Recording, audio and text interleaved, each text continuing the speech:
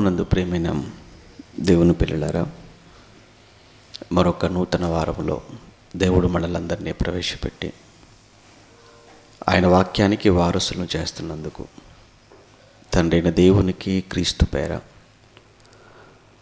కృతజ్ఞతాస్తుతులు చెల్లించుకుంటూ ఈరోజు ఒక మంచి విషయాన్ని బైబిల్లో నుంచి మనం నేర్చుకుందాం. ఎన్నో మార్లు బైబిల్ యొక్క గొప్పతనాన్ని, బైబిల్ యొక్క విశిష్టతను మీరు విన్నారు. ఇందులో దేవుడు తన గురించినటువంటి అనేకమైన విషయాలు వ్రాయించటమే కాక తనకు మనకు మధ్య ఉన్న బంధాన్ని గురించి లేదా సంబంధాన్ని గురించి కూడా చాలా సందర్భాలలో ప్రస్తావిస్తూ మనం ఎలా ఉండాలి, ఎలా ఉండకూడదు, ఏం చేయాలి, ఏం చేయకూడదు అనే సంగతులు వ్రాయించి, ముఖ్యంగా కొన్ని సందర్భాలలో దేవుడు మన భక్తిని పరీక్షించాలి, మన విశ్వాసాన్ని పరీక్షించటానికి, మనకు తనపై ఉన్నటువంటి ప్రేమ ఎంత గొప్పదో తెలుసుకోవడానికి పరీక్షించిన లేదా పరీక్షిస్తాడు అని లేఖనాలలో అనేకమైన సంగతులు సాక్ష్యమిస్తుంటాయి. ఉదాహరణకు, ఒకరోజు అబ్రహామును దేవుడు పరీక్షించాడు. నిజంగా అబ్రహాముకు దేవుడు పెట్టిన పరీక్ష చిన్న పరీక్ష కాదు, అది చాలా పెద్ద పరీక్ష పెట్టాడు.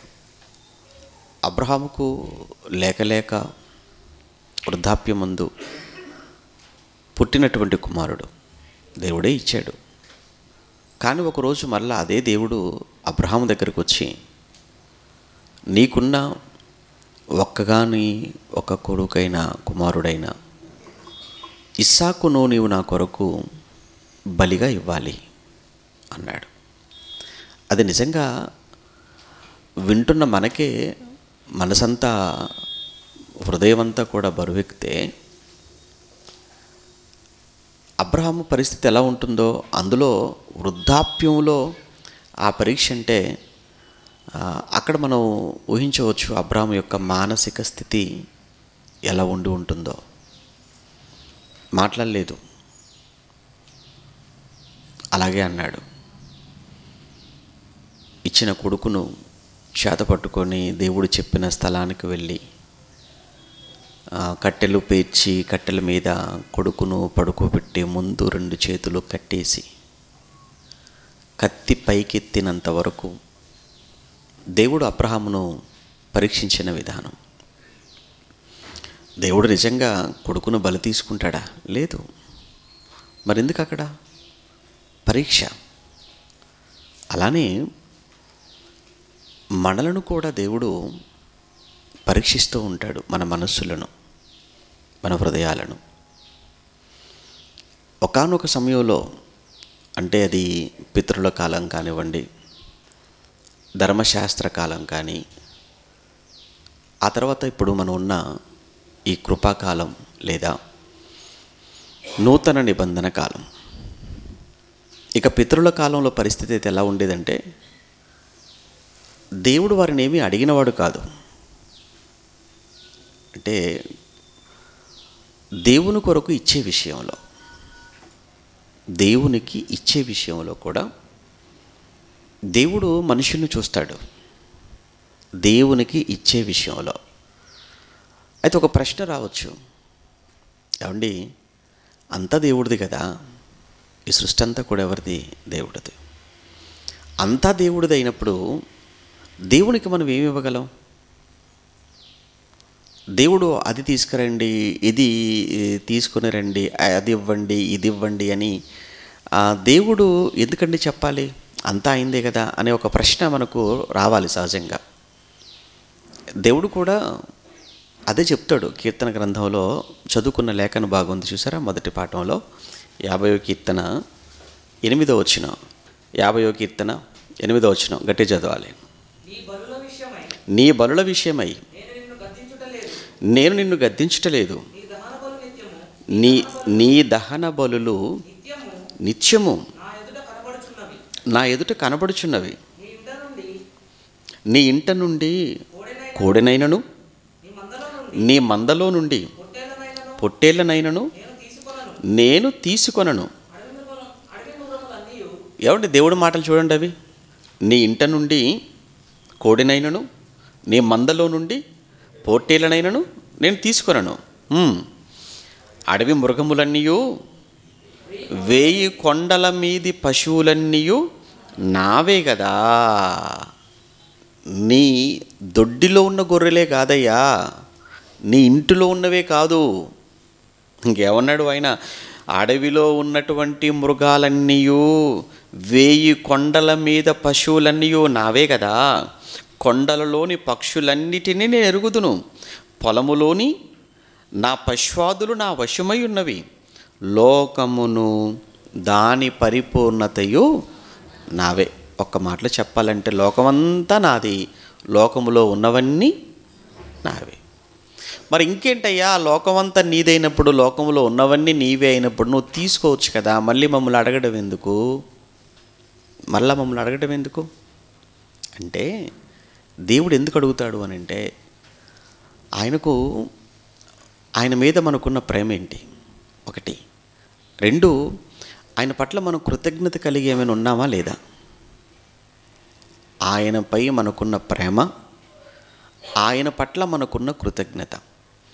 ఒక విషయం గుర్తు చేస్తాను. ఒకరోజు నయమాన్ అనేటువంటి ఒక సిరియా సైన్యాధిపతి ఎలీషా దగ్గరికి వస్తాడు.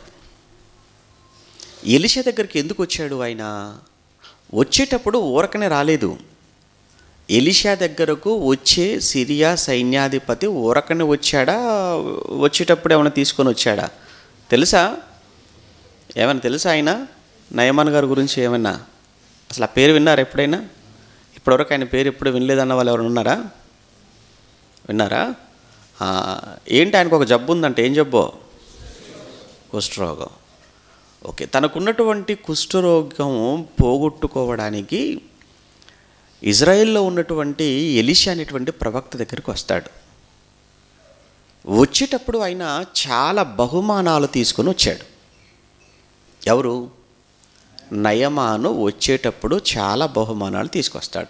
ఎందుకు తీసుకొచ్చాడు అంటే, ఇప్పుడు ఆ ఎలీషా అనేటువంటి ఆ దైవజనుడి దగ్గరికి వెళితే, ఆయన నా కొరకు ప్రార్థిస్తే, నా రోగం నయమవుతే కృతజ్ఞతగా నేను ఈ బహుమానాలు ఆయనకు ఇవ్వాలి.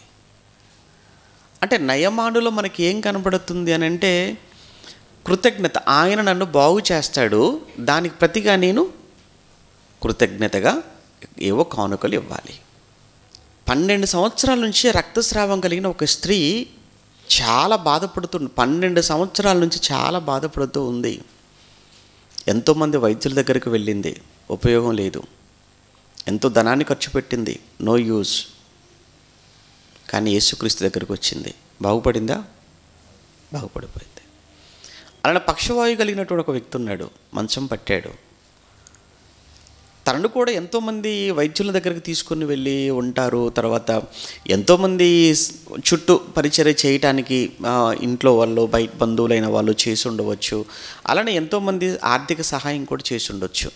ఎందరో ఆర్థిక సహాయం చేసినా, ఎంతోమంది పరిచర్య చేసినా, ఎంతోమంది వైద్యుల దగ్గరకు తీసుకుని వెళ్ళినప్పటికీ కూడా అతనికి ఆ పక్షవాయువు అనేది, ఆ పక్షవాతం అనేది అతనికి తగ్గలేదు. కానీ ఎక్కడికి వచ్చాడు? చివరికి యేసుక్రీస్తుల దగ్గరికి వచ్చాడు.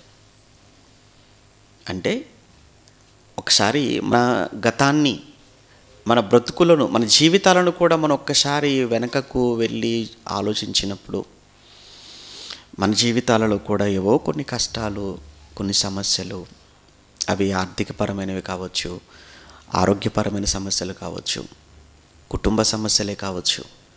ఒకసారి ఆలోచించినప్పుడు వాటిలో నుంచి మనం తప్పించబడ్డాము, వాటిలో నుంచి మనం బయట పడగలిగాము అని అంటే, ఏమండి దేవుని దయ లేదని మీరు అనుకుంటున్నారా? దేవుని కృప లేదనుకుంటున్నారా? చెప్పండి.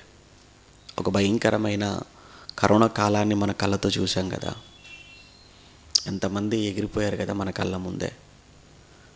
ఎంతమంది లక్షల లక్షల లక్షల రూపాయలు తీసుకొని వెళ్ళి హాస్పిటల్లో డాక్టర్ల ముందు కుప్పగా పెట్టి, అయ్యా ఒక బెడ్ ఇవ్వండి అయ్యా హాస్పిటల్లో మా వాడికి అని, బెడ్ ట్రీట్మెంట్ కోసం. నో బెడ్స్, ఖాళీ లేవు హాస్పిటల్లో, మేము చూడలేము అన్నప్పుడు వాళ్ళు నిజంగా ఏడ్చేటువంటి ఆ కొన్ని వీడియోలు చూసినప్పుడు, ఆ తర్వాత చనిపోయిన తర్వాత ఆ శవాలన్నీ ఆ మార్చురీలో పడేసినప్పుడు, ఆ జేసీబీలతో తీసుకొని వెళుతున్నప్పుడు, ఏమంటే ఇంటి వారికి కూడా ఇన్ఫర్మేషన్ ఇవ్వకుండా ఆ గోతులు తవ్వేసి అందులో ఆ శవాలన్నీ పడేస్తున్నప్పుడు, శ్మశానాల దగ్గర కూడా అంబులెన్స్ అన్నీ కూడా వరుసగా క్యూ కట్టినప్పుడు, అన్నీ ఒకేసారి తీసుకొని వెళ్ళి కుప్పగా పోసేసి కాల్ చేస్తున్నప్పుడు, అమ్మో అవన్నీ కూడా ఇప్పటికీ ఆ గుర్తొస్తేనే వాళ్ళంతా ఒక రకమైనటువంటి వణుకు.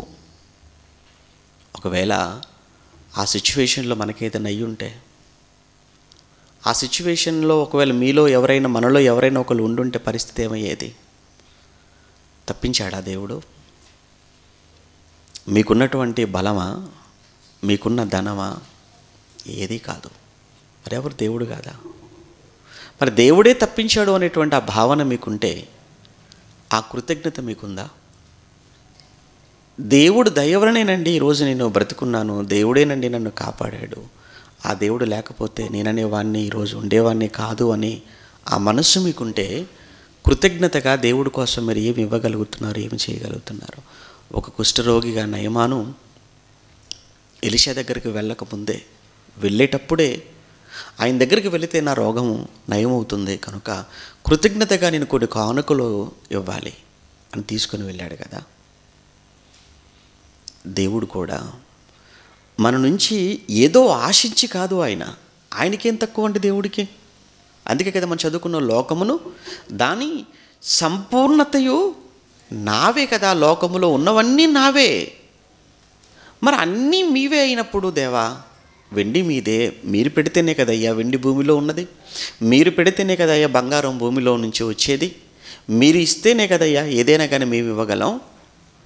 మరి అయినా మళ్ళా మనం దేవుడికి ఇవ్వటం ఎందుకు? అయినా మరలా మనం దేవుడికి ఎందుకు ఇవ్వాలి అనే ప్రశ్నకు సమాధానం ఏంటంటే, నీకు కృతజ్ఞత అనేది ఉందో లేదో, నీకు దేవుడి మీద ఎంత ప్రేమ ఉందో అనేది తెలుసుకోవటానికి దేవునికి ఇవ్వడం అనేటువంటి ఒక సిస్టమ్ అన్నది ప్రారంభమైంది పితరుల కాలం నుంచి. మీకు అర్థమైందా? వారం వారం మనం కానుకలు పట్టుకుంటాం. ఎవరి కానుకలు అనగానే ఎవరి కోసం ఇవి? ఎవరిని పట్టిస్తున్నారు? నన్ను పట్టిస్తున్నారా, దేవుని పట్టిస్తున్నారా? మీరు ఆదివారం కానుకలు అన్నప్పుడు దేవుని బట్టే కదా. అనగా గత వారమంతా దేవుడు మిమ్మల్ని కాపాడుకున్నాడు, చల్లగా చూశాడు, మీరు పని చేసుకోవటానికి, మీరు ఆరోగ్యంగా ఉండటానికి, మీ ప్రయాణాలు వీటన్నింటిలో దేవుడు మిమ్మల్ని కాపాడుకున్నాడు. ఆ కృతజ్ఞతగా మీరు ఇచ్చేటువంటి కానుక దేవునికి. మనం ఎప్పుడు కూడా మనకున్నటువంటి స్థితికి మనం కారణం అని ఎప్పుడు మీరు అనుకోకండి. అదేంటండి, ఇది నేను వారం రోజులు నేను కష్టపడ్డాను కదండి, నెల రోజులు నీకు జీతం చేశాను కదా, ఉద్యోగం చేశాను కదా, నేను నెల రోజులు నేను ఉద్యోగం చేస్తేనో వారం రోజులు నేను కష్టపడితేనో నాకు వచ్చినటువంటి ఈ డబ్బులో నేను ఎందుకంటే దేవుడికి ఇవ్వాలి? ఎందుకంటే నా చెమట కదా, నా కష్టం కదా, నేను వేసినటువంటి పంట కదా, నేను పండించిన పంట కదా, రాత్రింబగళ్ళు నేను కదా అక్కడికి వెళ్ళాను, కష్టపడ్డాను. అటువంటప్పుడు నాకు వచ్చిన ఈ వారం రోజుల సంపాదనలో, ఈ నెల రోజులు నాకు వచ్చిన ఈ జీతంలో నేను ఎందుకంటే దేవుడికి ఇవ్వాలి అని ఒకవేళ మీరు అనుకుంటే, దానికి బైబిల్లో సమాధానం చూస్తారా? ద్వితీయోపదేశకాండం 8వ అధ్యాయం, ద్వితీయోపదేశకాండం 8వ అధ్యాయం 17-18 వచనాలు. ద్వితీయోపదేశకాండం 8వ అధ్యాయం 17-18 వచనాలలో, అయితే మీరు మా సామర్థ్యము, మా బాహుబలము, ఇంత భాగ్యము మాకు కలుగజేసినని అనుకుందురేమో. కాగా నీ దేవుడైన యెహోవాను జ్ఞాపకము చేసుకొనవలెను. చూసారండి ఆ మాట? ఏమైనా అర్థమైందా?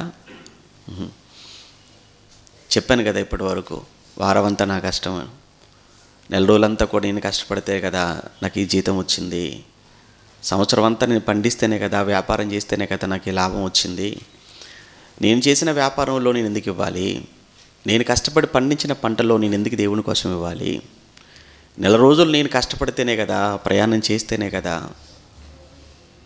నాకు ఈ నెల జీతం నా అకౌంట్లో పడింది, ఇందులో నుంచి నేను మరలా దేవుడికి ఎందుకు ఇవ్వాలి అనేటువంటి ప్రశ్నకు ఆ రోజు దేవుడు చెబుతున్న సమాధానం ఏంటంటే, మా సామర్థ్యం, మా బాహుబలము ఇంత భాగ్యము మాకు కలగచేసాడని మీరు అనుకుందురేమో. అలానే అనుకున్నావు కదా ఇప్పుడు నువ్వు కూడా.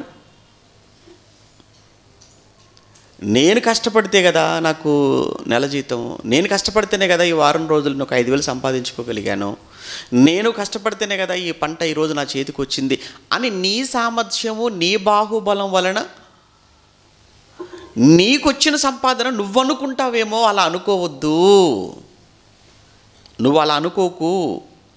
నీ దేవుడైన యెహోవాను జ్ఞాపకము చేసుకో. ఆయనే నీకు సామర్థ్యం ఇచ్చాడు బిడ్డ, నువ్వు మర్చిపోతున్నావేమో. ఆయనే నీకు సామర్థ్యం ఇచ్చాడు, ఆయనే నీకు జ్ఞానం ఇచ్చాడు, ఆయనే నీకు తెలివినిచ్చాడు. ఒక్క మాటలో చెప్పాలంటే ఆయనేరా నీకు ఈ అవయవాలు ఇచ్చాడు, ఆయనే నీకు శరీరం దేహాన్ని నిర్మించినవాడు, ఆయనే నీకు ఆయుష్నిచ్చినవాడు, ఆయనే నీకు ఆరోగ్యాన్ని ఇచ్చినవాడు, ఆయనే నిన్ను కంటికి రెప్పలా కాపాడుకుంటున్నవాడు. పంట వేసినంత మాత్రాన చేతికి రావాలన్న రూల్ ఎక్కడిది? నెల రోజులు నేను ఉద్యోగం చేసుకున్నా నువ్వు అనుకుంటున్నావు, ఉద్యోగానికి వస్తున్నావు, నిన్ను ప్రయాణాలలో కాపాడుతుంది ఎవరు? అలా అని ఉద్యోగానికి బయలుదేరిన వాళ్ళందరూ చేరుకుంటున్నారా? మార్గమధ్యంలో ఎన్ని ప్రమాదాలు జరగటం లేదు. నేను ఒక న్యూస్ చూశానండి, ఆదిలాబాద్లోనో సంథింగ్ నిజామాబాద్లోనో మహబూబ్ నగర్లోనో ఎక్కడో. ముందు రోజే వచ్చేసి ఆయనకు ఉత్తమ ఆయన ఉద్యోగస్తుడు, అంటే ఆయన చేసేటువంటి ఉద్యోగంలో చక్కగా రెగ్యులర్గా వచ్చాడు అని, సిన్సియర్గా పనిచేశాడు అని, ఉత్తమ ఉద్యోగస్తుడుగా, ఉత్తమ సిబ్బందిగా ఆయనను కలెక్టర్ గారు తర్వాత మిగతా వాళ్ళందరూ కూడా ఆయన్ను సన్మానించేశారట. విషయం ఏంటంటే తెల్లవారుసరికి చనిపోయాడు. నిన్న న్యూస్ అనుకుంటాను, నిన్న మొన్న, బహుశా మీరు చూసి ఉండొచ్చు మీలో కొంతమంది. ఇటు ముందు రోజేమో ఉత్తమ సేవా పథకం ఇచ్చారట. అంటే చక్కగా జాబ్ చేశాడు, చక్కగా ఆయన డ్యూటీ ఆయన చక్కగా చేశాడు, ఆయనకు అప్పగించిన పని ప్రభుత్వం అని ఆయనకేదో ఉత్తమ సేవా పథకం అని ఆయనకు ఇస్తే ముందు రోజు తెల్లారేసరికి చనిపోయాడు. నువ్వు అనుకోవచ్చు కదా, ఇప్పుడు నేను కష్టపడి వెళ్తున్నాను ఉద్యోగానికి, నేను కష్టపడి పని చేసుకుంటున్నాను, నాకు వచ్చినటువంటి నెల జీతంలో నేను దేవుడికి ఎందుకు ఇవ్వాలి నువ్వు అనుకుంటే, నిన్ను కాపాడుకుంటుంది ఆయన కాదా? నీకు జన్మనిచ్చినవాడు దేవుడు కాదా? వారం రోజులు పనికి వెళ్ళి, వారం రోజులండి నేను కష్టపడ్డానండి, పని చేశానండి, నేను ఎందుకు ఇవ్వాలండి అని అంటే, నీకు సామర్థ్యాన్ని కలగచేసిన వాడు ఎవరంటున్నాడు ఇక్కడ? దేవుడు. ఆయన పట్ల నీకున్నటువంటి కృతజ్ఞత, ఆయన నువ్వెంత ప్రేమిస్తున్నావు, ఆయన పట్ల నీకున్న కృతజ్ఞత ఏంటి అని తెలుసుకోవటానికి దేవుడు ఆయన కోసం తీసుకురమ్మని చెప్పాడు, ఆయనకి ఇవ్వమని చెప్పాడు. నువ్వు ఆయన కొరకు ఇచ్చేది ఆయనపై నీకున్నటువంటి ప్రేమను తెలియచేస్తుంది. ఆయన చేసిన మేలులకు నువ్వు ఇచ్చేటువంటి, కలిగి ఉన్నటువంటి కృతజ్ఞతకు గుర్తుగా నువ్వు ఇచ్చేటువంటి కానుక. ఇంకా చెప్పాలి అని అంటే బైబిల్లో కీర్తనల గ్రంథంలో ఇంకొక మాట, 62వ కీర్తన 9 నుంచి చదువుకుందాం. 62వ కీర్తన 9వ వచనంలో, అల్పులైన వారు ఒట్టి ఊపిరి అయి ఉన్నారు, గనులైన వారు మాయాస్వరూపులు, త్రాసులో వారందరూ తేలిపోవుదురు, ఒట్టి ఊపిరి కన్నా అలకగా ఉన్నారు, 10వ వచనంలో చెప్తున్నాడు ఆయన, బలాత్కారమందు నమ్మిక ఉంచకండి, దోచుకొనుట చేత గర్వపడకండి, ధనము హెచ్చినను దానిని లక్ష్యపెట్టకండి. ఎందుకంటే సహజంగా మనిషికి ఉన్నటువంటి గుణం ఏంటంటే, మనిషికి ఉన్నటువంటి స్వభావం ఏంటంటే, డబ్బు పెరుగుతుందనుకోండి, ఆస్తి పెరుగుతుందనుకోండి, ఆస్తి పెరుగుతున్న కొద్దీ, డబ్బు పెరుగుతున్న కొద్దీ మనిషిలో సహజంగా ఏమైపోతుంటుందనంటే గర్వం పెరిగిపోతుంటుంది. వాడెవడరా, వీడెవడరా, ఆడేంటి, వీడేంటి, వాడెంత, వీడెంత, ఎందుకు ఇంత గర్వం అంటే బ్యాంక్ బ్యాలెన్స్ పెరిగిపోతూ ఉంది రోజు రోజుకి. ఫ్లాట్ల సంఖ్య పెరిగిపోతుంది, భూముల సంఖ్య పెరిగిపోతుంది. భూములు, ఫ్లాట్లు, బంగారం, బ్యాలెన్సు రోజు రోజుకు పెరిగిపోయే కొద్దీ మనిషి గర్విష్ఠుడిగా మారిపోతున్నాడు.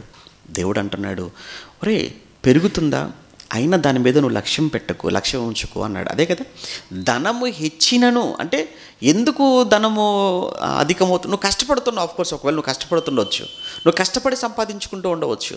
నువ్వు కష్టపడి సంపాదించుకుంటున్నప్పటికీ కూడా నీ కష్టము వలన నీ సంపాదన, నీ ధనము అధికమవుతున్నప్పటికీ అధికమవుతున్నటువంటి నీ ధనము మీద నువ్వు లక్ష్యం ఉంచుకోవద్దు. ఎందుకంటే ధనమును నమ్ముకున్నవాడు పాడైపోతాడు అని దేవుడు చెప్పాడు. మీకు తెలుసు కదా, ధనమును నమ్ముకున్నవాడు, భూములు నమ్ముకున్నవాడు, ఆస్తులపై నమ్మకం పెట్టుకున్నవాడు ఖచ్చితంగా ఒకరోజు వాడు పాడు కాక తప్పదు. మరి నువ్వు పాడైపోకూడదు అని అంటే ధనము ఎంత పెరిగినా దేవునిపై నుంచి నీ నమ్మకం తగ్గకూడదు. ధనం పెరగటం తప్పు కాదు. వ్యాపారం చేస్తున్నప్పుడు, నువ్వు కష్టపడి భూమి పండిస్తున్నప్పుడు, నువ్వు కష్టపడి ఉద్యోగం చేస్తున్నప్పుడు పెరుగుతుంది, తప్పే ఉంది అందులో. కానీ పెరుగుతుంది కదా అని దాని మీద నమ్మకం పెట్టుకోకు, దేవుని మీదనే ఉండాలన్న నమ్మకం. ఇంకా నువ్వేమనుకోవాలో తెలుసా, ఇంత నేను సంపాదించుకోగలిగాను అని అంటే ఆ దేవుడు దయ లేక, ఆ దేవుని అనుగ్రహం లేకపోతే నేను ఇది సంపాదించుకునేవాడినే కాదు అన్న ఆలోచనతో మనం ఉండాలి తప్ప పెరుగుతున్న ధనం మీద మనం లక్ష్యం ఉంచుకోవడానికి వీల్లేదు. ఇక్కడే దేవుడు మనల్ని పరీక్షిస్తుంటాడు. ఇక్కడే దేవుడికి మనకు ఆయన మీద ఎంత ప్రేమ ఉందో అన్న సంగతి తెలుసుకోవాలనుకుంటాడు. నిజంగా పాత నిబంధన చరిత్రను చదువుతున్నప్పుడు బైబిల్ మొత్తాన్ని 3 భాగాలు, 3 కాలాలు అని చెప్పుకున్నాం కదా ఎన్నోసార్లు. మొదటిది పితరుల కాలము అన్నాము, రెండవది వచ్చి ధర్మశాస్త్ర కాలం, 3 కొత్త నిబంధన కాలం. ఇప్పుడు మనం ఏ కాలంలో ఉన్నాము అంటే ఏం చెప్తారు మీరు? ఇప్పుడు మనం ఏ కాలంలో ఉన్నాం? క్రొత్త నిబంధన కాలంలో ఉన్నాం. ఒక్కసారి మనం పితరుల కాలానికి వెళ్దాం. పితరుల కాలానికి వెళ్ళినప్పుడు అబ్రహాము గారు పితరుల కాలంలో ఉన్నాడు, ఇస్సాకు పితరుల కాలంలో, యాకోబు పితరుల కాలంలోనే ఉన్నాడు. ఇంకా అబ్రహాము కంటే ముందున్న వాళ్ళందరూ కూడా ఏ కాలం? అంతా పితరుల కాలమే వాళ్ళంతా కూడా. ఆ కాలంలో దేవుడు వారికి ఆజ్ఞగా అయితే ఏమీ ఇవ్వలేదు. ఏంటంటే మీరు నా కోసం పలానది ఇవ్వండి, నా కోసం ఇంత తీసుకురండి అని దేవుడు పితరులకు ఎక్కడ కూడా ఆజ్ఞ ఇచ్చినట్లుగా కనబడదు. విషయం ఏంటంటే ఆజ్ఞ ఇవ్వకపోయినా వాళ్ళు ఇచ్చారు. ఇప్పుడు మీ అందరికీ తెలిసిందే కయ్యను, హెబెలు. కయ్యను అర్పణ తీసుకెళ్ళాడు, హెబెలు కూడా అర్పణ తీసుకెళ్ళాడు. అసలు అర్పణలు తీసుకురమ్మని దేవుడు వాళ్ళకి ఏమైనా చెప్పాడా? మీకేమైనా తెలుసా? కయ్యనుతో కానీ హెబెలుతో కానీ మీరు నాకు మీ పంటలో నుంచి కయ్యను పొలం సేద్యం చేసుకుంటున్నావు కనుక నీ పొలం పంటలో నాకు కొంత ఇవ్వు అని ఏమైనా చెప్పాడా? చెప్పలేదు. మరి హెబెలు నువ్వు గొర్రెలు కాచుకుంటున్నావు కనుక నీ గొర్రెల మందులో క్రొవ్విని నాకు ఇవ్వాలి అని దేవుడు హెబెలుతో ఏమైనా చెప్పాడా? చెప్పలేదు. పోనీ కయ్యను హెబెలుతో ఎందుకు? నోవహు దగ్గరకు వచ్చామనుకోండి, నోవహుతో ఏమైనా చెప్పాడా? చెప్పలేదు. పోనీ అబ్రహాముతో ఏమైనా చెప్పాడా? చెప్పలేదు. దేవుడు వారిని ఏమి అడగలేదు ఇవ్వమని, కానీ ఇచ్చారు. ఎందుకు ఇచ్చారు అంటే కృతజ్ఞత. దేవుడిచ్చాడు, ఇచ్చినటువంటి దేవునికి మళ్ళా కృతజ్ఞతగా మేము ఏదో ఇవ్వాలి. అది పితరుల కాలం. అది అలా ఇచ్చినందుకు దేవుడు ఏం చేశాడో తెలుసా? ఇచ్చిన ఏ ఒక్కరిని కూడా మనస్ఫూర్తిగా కృతజ్ఞతతో ఇచ్చిన ఏ ఒక్కరిని కూడా దేవుడు వదిలిపెట్టక గుర్తు పెట్టుకొని మరలా దేవుడు వారిని గొప్పగా దీవించిన చరిత్ర మనం బైబిల్లో చదువుకుంటాం. మనలో కొంతమంది ఉంటారు, చాలా కష్టపడుతుంటారు, చాలా శ్రమ పడుతుంటారు. ఎంత కష్టపడినా, ఎంత శ్రమ పడినా ఎదుగుదల ఉండదు, సంతోషం ఉండదు, కుటుంబంలో ఆనందం ఉండదు. కారణం ఒక్కటే, ఎక్కడో దేవుడికి ఇచ్చే విషయంలో మనం వెనకబడుతున్నాం. కృతజ్ఞత లేని పరిస్థితి మన జీవితంలో మనం కలిగి ఉన్నాం. అది మీరు చూడండి, దేవునికి ఇవ్వటం మీరు మానేసి చూడండి, మీరు ఎంత సంపాదించండి, చిల్లిగవ్వ మిగలదు. మళ్ళీ చెప్తున్నాను, మీరు ఎంత సంపాదించండి, మీరు ఎంత సంపాదించిన నెల వచ్చేటప్పటికి మీ ఇంట్లో రూపాయి కూడా లేక మరలా మీరు ఎవరు అప్పులు ఇస్తారని చూసే పరిస్థితి మిగలదు. దేవునికి ఇచ్చి చూడండి, ఆ ఆనందం వేరు, ఆ సంతోషం వేరు. ఎందుకంటే దేవుడి దృష్టి వారి మీద ఉంటుంది అని చెప్పడానికి బైబిల్లో చాలా సందర్భాలు. అందులో ముందు మనం అబ్రహాం గారి దగ్గరికి వెళ్దాం. అబ్రహాం గారి కాలం అంటే ఏ కాలం? అది పితరుల కాలమే కదా, పితరుల కాలం. అబ్రహాం గారు ఇచ్చారా? ఇచ్చారు, దేవుడి కోసం ఇచ్చారండి, ఆయన బాగా ఇచ్చాడు. ఒకసారి ఆదికాండం మెల్కీసెదెకు ఎదురుపడిన సమయంలో అబ్రహాము గారు 18వ వచనం, 14, 18లో 14వ అధ్యాయము 18వ వచనం, మరియు షాలేము రాజైన మెల్కీసెదెకు రొట్టెను ద్రాక్షారసమును తీసుకొని వచ్చెను. అతడు సర్వోన్నతుడగు దేవునికి యాజకుడు. అప్పుడు అతడు అబ్రహామును ఆశీర్వదించెను. ఆకాశమునకును భూమికిని సృష్టికర్తయును సర్వోన్నతుడునైన దేవుని వలన అబ్రహాము ఆశీర్వదింపబడునుగాకనియు నీ శత్రువులను నీ చేతికి అప్పగించిన సర్వోన్నతుడుకు దేవుడు స్తుతింపబడునుగాకనియు చెప్పెను. అప్పుడు అతడు అన్నిటిలో అతనికి 10వ వంతు ఇచ్చెను. ఎవరు? అబ్రహాము గారు అన్నింటిలో 10వ వంతు ఎవరికి ఇచ్చారట? మెల్కీసెదెకు గారికి ఇచ్చేశారు. ఇక్కడ అడిగాడా? అడగలేదు. కానీ ఎవరిచ్చారు? అబ్రహాము గారు తనకు తానుగా స్వయంగా ఇచ్చాడు. అలా ఇచ్చినందుకు ఏమండి, ఇది చాలా చిన్నదండి కానుక. ముందుగానే జ్ఞాపకం చేశాను కదా, మీకు ముందే చెప్పుకున్నాం కదా మన అబ్రహాం గురించి. కొడుకును అడిగితే కూడా ఏమైనా వెనకాడా? ఇస్సాకును బలిగా అడిగాడు, ఏమైనా వెనుతీశాడా? 10వ వంతు చిన్నది. కానీ అబ్రహాము ఎంత సాహసం చేశాడంటే, దేవుడు అడిగితే ఇస్సాకు ప్రాణమే కాదు, నా ప్రాణాన్నైనా అవసరమైతే దేవుడి కోసం ఇచ్చేస్తా. అంత ప్రేమ దేవుడి మీద, దేవుడు పట్ల అంత ప్రేమ అండి ఆయనకు, అబ్రహాముకు. 10వ వంతే ఉంది, చాలా చిన్నది. బాగుంది, ఇంత చేశాడు కదా. మరి అబ్రహామును దేవుడు ఏం చేశాడు? ఇచ్చాడు కదా దేవుని కానుక. మరి కానుక ఇచ్చినప్పుడు దేవుడు ఏం చేశాడు? ఎంత సంతోషపడ్డాడు తెలుసా? ఎంత సంతోషపడి అబ్రహామును దేవుడు ఎంతగా దీవించాడో. 24వ అధ్యాయం 24, అదే ఆదికాండం 24వ అధ్యాయం 1వ వచనం. 24 మొదటిలో, అబ్రహాము బహుకాలము గడిచిన వృద్ధుడై ఉండెను, అన్ని విషయములలో. ఆ పదం చూడండి అక్కడ. అబ్రహాము బహుకాలము గడిచిన వృద్ధుడై ఉండెను, అన్ని విషయములలోనూ యెహోవా అబ్రహామును ఆశీర్వదించెను. ఎంత బాగుంది చూసారా? అన్ని విషయాల్లో, ఒక విషయంలోనా? అన్ని విషయాలలో ఆయన ఇచ్చింది 10వ వంతు. కానీ దేవుడట అబ్రహామును అన్ని విషయాల్లో ఆశీర్వదించేశాడు. ఏమంటే దేవుడు అండి, ఆయనకు మనం ఇచ్చేది చాలా చిన్నవి, చాలా తక్కువ. ఏమి ఇవ్వగలం దేవుడికి?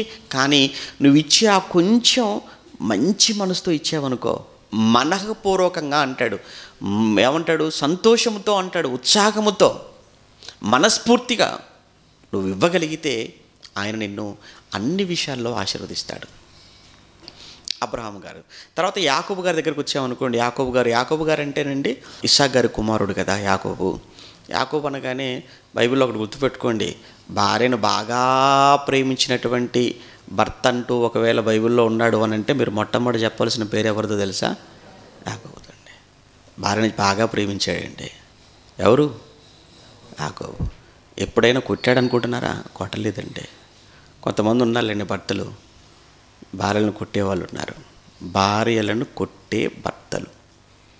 లోకంలో భార్యల గురించి ఒక మాట చెప్తారు కదండి, ఇంటికి ఇల్లాలు స్త్రీల గురించి మాట్లాడతారు కదా. మీకు తెలియదా సామెత? తెలుసు కదా, ఇల్లాలట ఇంటికి దీపం. మరి దీపాన్ని కొడితే చీకటి అయిపోద్ది. చీకటి అయిపోతే నీ పరిస్థితి ఏంటి? లైట్ ఆఫ్ చేసామనుకో ఏమైనా కనబడుతుందా? ఏమీ కనబడదు. అంటే నా జీవితం చీకటి అయిపోయినా పర్లేదు అనుకుంటున్నావా? నీ కుటుంబం చీకటిలో ఉన్నా పర్లేదు అనుకుంటున్నావా? అదేనా గొప్పతనం అనుకుంటున్నారా? మగతనం అనుకుంటున్నారా? కొట్టడం మగతనం అనిపించుకోదు, ప్రేమించడం మగతనం అవుతుంది. మీకు అర్థమైందా? నేను మగాన్ని కదా అని ఆవేశం చూపిస్తారేమో భార్యల మీద, అది మగతనం అనిపించుకోదు. అది ఏమంటారంటే చేతకంతనం. అది దేవుడి దృష్టిలో మగతనం అంటే నీ భార్యను కంటికి రెప్పలను కాపాడుకోవటం, నీ గుండెల నిండా పెట్టుకోవటం, ప్రేమించటం. యేసుక్రీస్తు సంఘంలో ముడతలు లేవా? ఉన్నాయి. కలంకం లేదా సంఘంలో ఉంది. ముడతలైన కలంకమైన ప్రతిరోజు వాక్యం అనే ఉదక స్నానం చేయించి ఎప్పటికప్పుడు సంఘాన్ని ఏం చేసుకుంటున్నాడు? ఆయన సరి చేసుకుంటున్నాడు. నీ భార్య లోపాలు ఉంటాయంటే ఉంటాయి. అయితే కొడతావా? తిడతావా? గెటౌట్ అంటావా? ఇది కరెక్టేనా?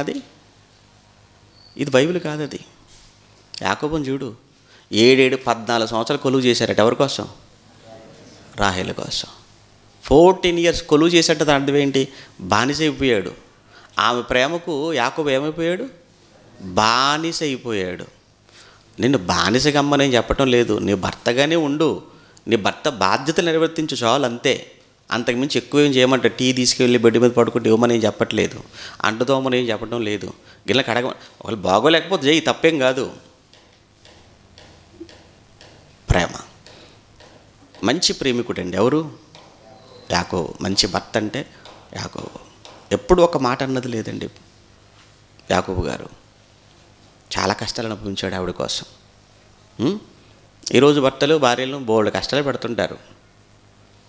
చాలామంది ఉన్నారులేండి మీలో, కాకపోతే బయటపడరు. పాప చెప్పుకోరు కదా, బయటగా కుటుంబ గౌరవాన్ని కాపాడుకోవాలనుకుంటారు కదా స్త్రీలు, చెప్పుకోరు కదా అంత తొందరగా బయటికి. కానీ అది మీకు మంచిది కాదు. అది భర్తలుగా మీకు మంచిది కాదు, కుటుంబాలకు అస్సలు మంచిది కాదు. అలా అని చెప్పేసి అని భర్తల రక్తం కూడా తాకండి మీరు. కొంతమంది అలా కూడా ఉంటారులేండి. విసిగించి ఆ సహనాన్ని పరీక్షించి నానా చికాకు తెప్పించే భార్యలు కూడా కొంతమంది ఉంటారు. మీరు కూడా అలా ఉండటం అది కరెక్ట్ కాదు.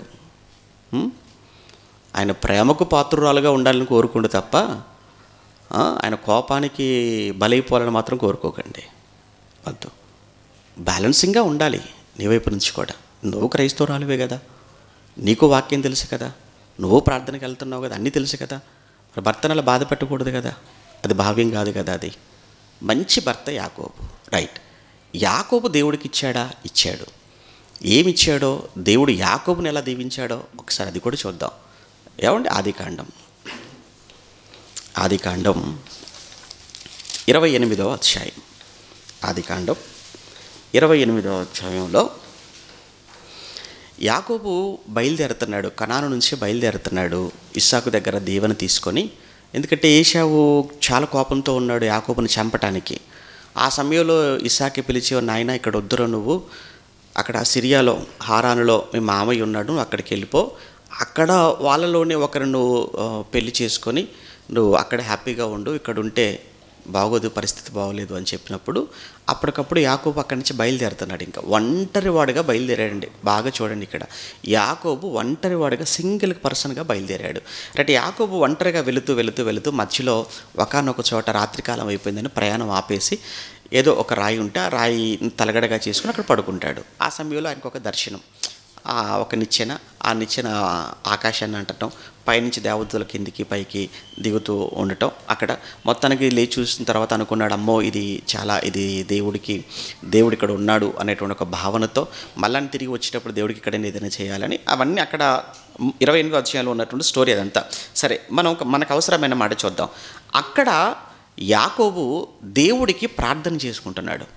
అక్కడ యాకోబు దేవుడికి ప్రార్థన చేస్తాడు. ఆదికాండం 28వ అధ్యాయం, ఆదికాండం 28వ అధ్యాయం 20వ వచనం గట్టిగా చదవాలి, చర్చిలో అందరికీ వినబడాలి. అప్పుడు యాకోబు, నేను తిరిగి నా తండ్రి ఇంటికి క్షేమముగా వచ్చినట్లు దేవుడు నాకు తోడయుండి నేను వెళ్ళుచున్న ఈ మార్గములో నన్ను కాపాడి తినుటకు ఆహారమును ధరించుకొనుటకు వస్త్రములను నాకు దయచేసిన ఎడల యెహోవా నాకు దేవుడై ఉండును. ఏమండి ఏం కోరుకున్నాడండి అంటే పెద్దగా ఏం కోరుకోలేదండి ఆయన.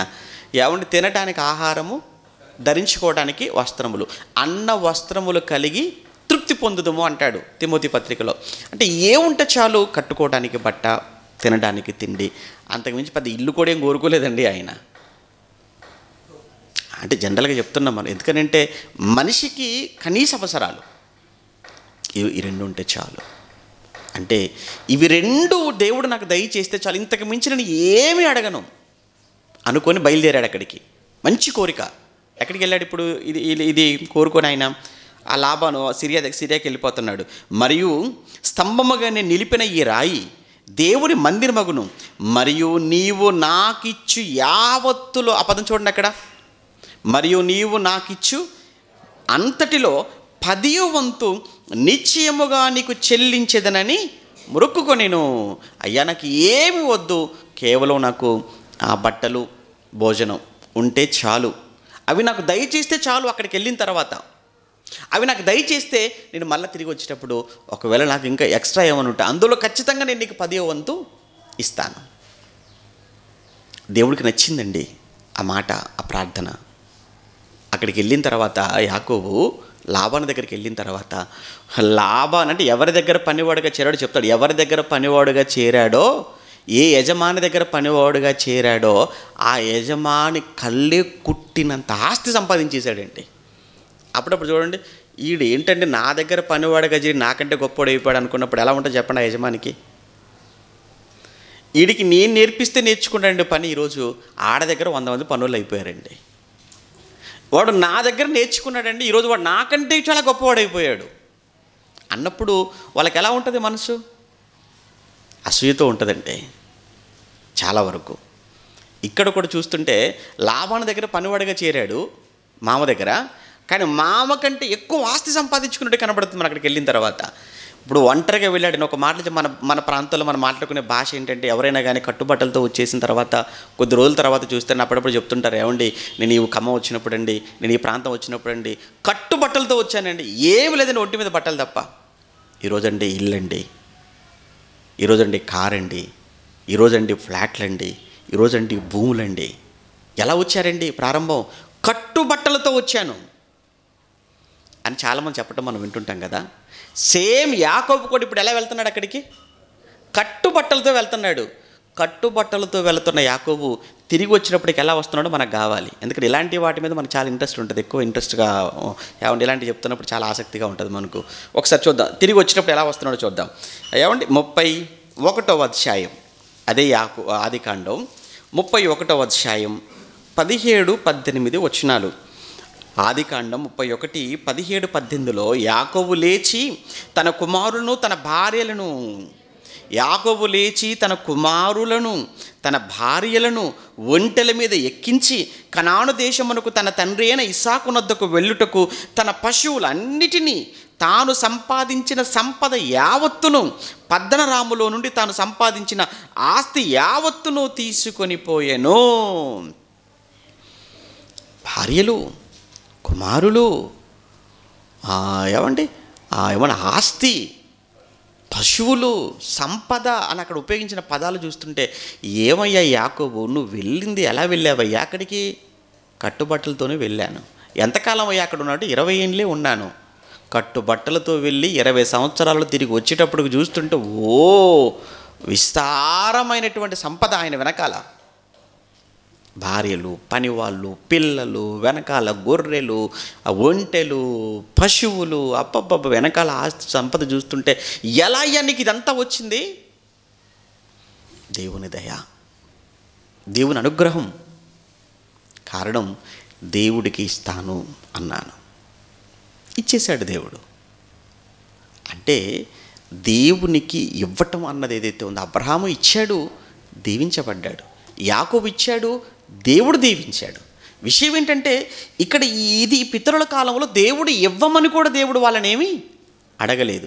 ఇవ్వమని దేవుడు ఆజ్ఞగా ఇవ్వకపోయినప్పటికీ వాళ్ళు ఇచ్చారు. దేవుడు కూడా వాళ్ళని అంతగానే దీవించాడు. దీన్ని ఏమంటారంటే కృతజ్ఞత అండి దేవుడి పట్ల వారికి, ప్రేమ. ఇదంతా ఒకవైపు పితరుల కాలం. ఇక ధర్మశాస్త్ర కాలానికి వెళ్ళామనుకోండి, మనం ధర్మశాస్త్ర కాలంలోకి వెళ్ళామనుకోండి. ధర్మశాస్త్ర కాలానికి వెళ్ళేటప్పటికీ ధర్మశాస్త్ర కాలంలో దేవుడికి ఇచ్చి దేవుడి వలన మేలులు పొందుకున్న వాళ్ళు ఎవరైనా మీకు తెలుసా? ధర్మశాస్త్ర కాలంలో దేవుడికి ఇచ్చి దేవుని వలన దీవించబడిన ఆశీర్వదించబడిన వారు మీకెవరైనా తెలుసా? ధర్మశాస్త్ర కాలంలో బైబిలులో మీకెవరైనా తెలుసా? పోనీ ధర్మశాస్త్ర కాలంలో దేవుడు ఇవ్వమని దేవుడు ఏమైనా చెప్పాడు. ఆజ్ఞగా ఇచ్చాడు దేవుడు. ఖచ్చితంగా మీకున్నటువంటి ప్రతి దానిలో నుంచి 10వ వంతు ఖచ్చితంగా మీరు తీసుకొచ్చి ఇవ్వాలి. రూల్గా ఇచ్చేసాడు దేవుడు కదా.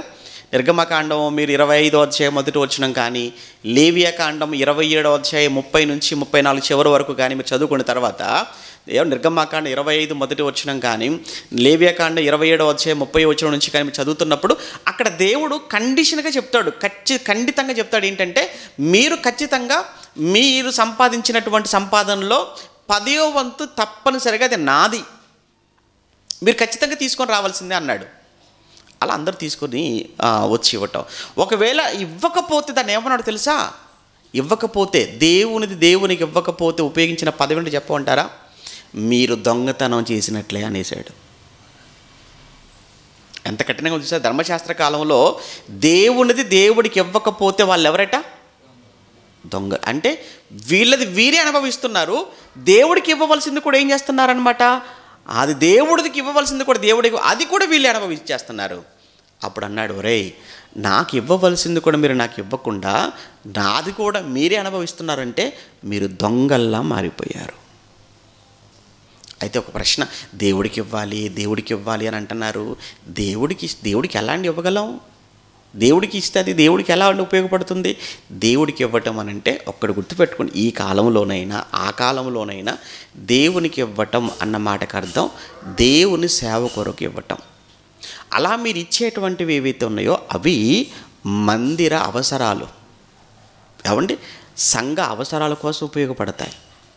సువార్థికుని పోషణ కోసం కూడా ఉపయోగపడాలి. మరి అంతే కదా, సేవకుడు దేని మీద బతుకుతాడు? ఇచ్చే వాటి మీదనే కదా బతకాలి.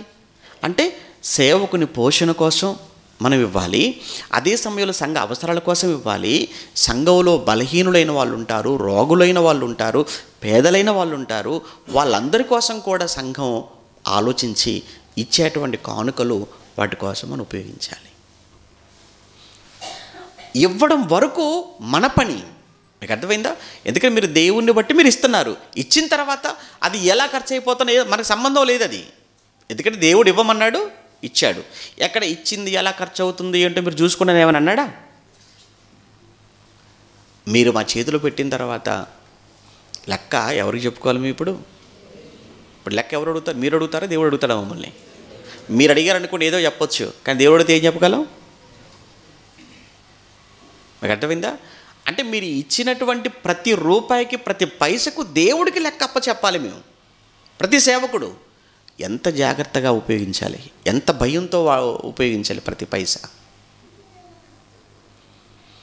అంటే దేనికోసము అంటే ఆ రోజు కూడా దేవుడు అందుకే తెమ్మన్నాడు. ఇదిగో యెరూషలేము మందిరం, బోల్డ్ కార్యక్రమాలు, బోల్డ్ పనులు ఉంటాయి. అలానే పేదలైన వాళ్ళు ఉంటారు, అలానే పనిచేసే నిరంతరం కూడా అదే సేవ మీద బతికేటువంటి సేవకులుగా ఉన్నారు. వాళ్ళ కుటుంబాలు పోషించబడాలి, వాళ్ళు పోషించబడాలి. సంఘంలో పేదలైన వాళ్ళు, సంఘ అవసరాలు, ఇవన్నీ కూడా ఎలా అంటే మీరు తీసుకుని వచ్చేటువంటి ఆ రోజు దశంభాగాలు ఏవైతే ఉన్నాయో వాటి మీదనే ఇన్ని కార్యక్రమాలు జరగాలి. కనుక మీరు తీసుకొచ్చి ఖచ్చితంగా ఇవ్వాలి. ఇవ్వలేదు అన్నారనుకోండి, అప్పుడు దేవుడు అంటున్నాడు, మీరు నా మందిరము ధననిధిలోనికి మీరు తీసుకొని రావటం లేదు అని అంటే మీరు దొంగిలించేశారు, నా సొమ్మును మీరు దొంగిలించేశారు అన్నాడు. ఎందుకంటే 10వది నాది నాకు ఇవ్వటం లేదంటే మీరు ఏం చేసినట్లు? దొంగతనం చేసినట్లు. అంత ఖండితంగా చెప్పాడు ఆ రోజుల్లో ధర్మశాస్త్రంలో. ఆ కాలంలో దేవుని కొరకు ఇచ్చి, నీతిగా ఇచ్చి, మనస్ఫూర్తిగా ఇచ్చి, స్వేచ్ఛగా ఇచ్చేసి దేవుని వలన దీవించబడిన వారిలో దావీదు ఒకడు మనకు కనబడతాడు. దావీదు తర్వాత హిజ్కియా అనేటువంటి రాజు ఒక ఆయన మనకు కనబడతాడు. దావీదు గారు ఇచ్చారండి. దావీదు గారు నిజంగానండి ఎంత మంచి దాతృత్వం కలిగిన వాడు అని అంటే దేవుడి పట్ల మంచి కృతజ్ఞత కలిగిన వాడు అండి. మొన్న ఒక పాఠం చెప్పాను కృతజ్ఞత గురించి మాట్లాడుతూ, కాకినాడలో దావీదు గురించే మాట్లాడాను. అందులో అంటే ప్రతి మనిషి ఇద్దరి పట్ల కృతజ్ఞత కలిగి ఉండాలి. మొదట దేవుడు, రెండు సాటి మనిషి. దేవుడి పట్ల కృతజ్ఞత కలిగి ఉండాలి మొదటగా. రెండు, సాటి మనిషి కూడా మనకు ఎన్నో మేలులు చేస్తాడు, ఎన్నో సహాయాలు చేస్తాడు. మన చుట్టూ ఉన్నవాళ్ళు మీకు ఎప్పుడు ఏ విధమైన ఎవరు సహాయం చేయలేదా? మీ చుట్టూ ఉన్నవారు ఎవరు మీకు ఇప్పుడు మేలు చేయలేదా? చేశారు. దేవుడి పట్ల కృతజ్ఞత కలిగి దేవుని కోసం, దేవునికి ఇవ్వాల్సిన దేవునికి ఇవ్వండి. నెక్స్ట్, మీ చుట్టూ ఉన్నటువంటి వాళ్ళు కూడా మీకు ఏదో రూపంలో ఏదో ఒక విధంగా సహాయపడ్డారు. వాళ్ళకు కూడా మీరు ఆలోచించి వాళ్ళకు కూడా మీరు సహాయం చేయాలి. వాళ్ళ పట్ల కూడా కృతజ్ఞత కలిగి ఉండాలి. దావీదు అదే చేశాడు. దావీదు దేవుని పట్ల చాలా కృతజ్ఞతతో ఉన్నాడు. ఎందుకు దావీదు దేవుడి పట్ల కృతజ్ఞతతో ఉన్నాడు అని అంటే, నేను ఎక్కడో అడవిలో ఉండేవాడిని కదా, ఒకప్పుడు గొర్రెలు కాచుకుంటూ అడవిలో ఉన్న నన్ను తీసుకుని వచ్చి ఏంటి ఇంత పెద్ద బిల్డింగ్లు, ఇంత పెద్ద అంతఃపురంలో, రాజమందిరంలో నన్ను కూర్చోబెట్టాడు దేవుడు అనుకున్నాడు. ఎక్కడో గొర్రెలు కాచుకుని నన్ను తీసుకుని వచ్చి ఇశ్రాయేలు మీద రాజుగా చేశాడేంటి? ఎక్కడో బండల మీద కూర్చుని నన్ను, రాయి మీద కూర్చుని నన్ను గొర్రెలు కాచుకుంటూ ఈరోజు సింహాసనం మీద కూర్చోబెట్టేశాడు. ఉండడానికి సరి అయినటువంటి నివాసం లేని నన్ను తీసుకుని వచ్చి ఎంత గొప్పదైన ఇంటిలో కూర్చోబెట్టాడే దేవుడు, ఎలా మర్చిపోగలను నేను ఆయన మేలుడు అని దేవుని కోసం గొప్పది కట్టాలి అనుకున్నాడు. కృతజ్ఞత, దేవుడి కోసం గొప్పది కట్టాలి. దీనికోసం నువ్వేమిస్తావు దావీదు అని అంటే, అందరికంటే ఎక్కువ ఇస్తాను నేను, అందరికంటే ఎక్కువ.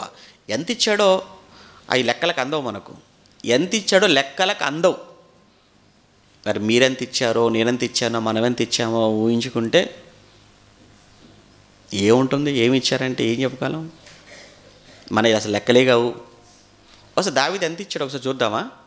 బైబిల్లో ఉన్న మాటలే కదండి. దావీదు ఎంత ఇచ్చాడో దినవృత్తాంతముల మొదటి గ్రంథం, దినవృత్తాంతముల మొదటి గ్రంథం 29వ అధ్యాయం. దినవృత్తాంతముల మొదటి గ్రంథం 29వ అధ్యాయం.